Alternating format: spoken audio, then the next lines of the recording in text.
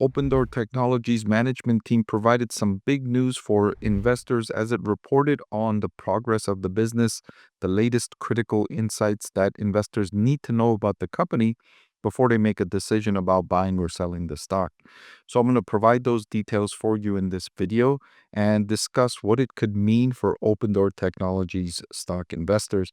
Of course, the price volatility of this stock has exploded in the last week or so on a day that the stock price increased by over 100% during trading during one day.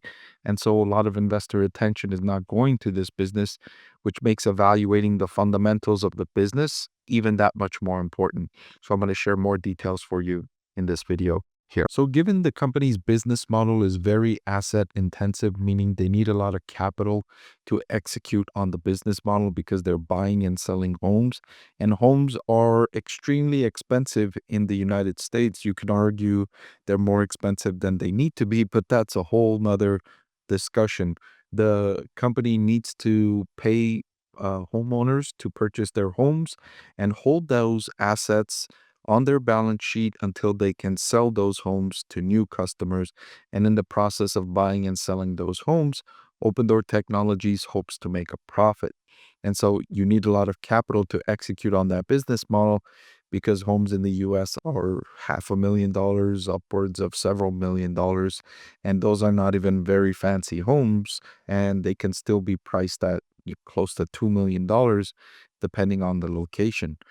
So it's good news to hear that the company had $7.9 billion in borrowing capacity, of which they've used up 2.3 billion.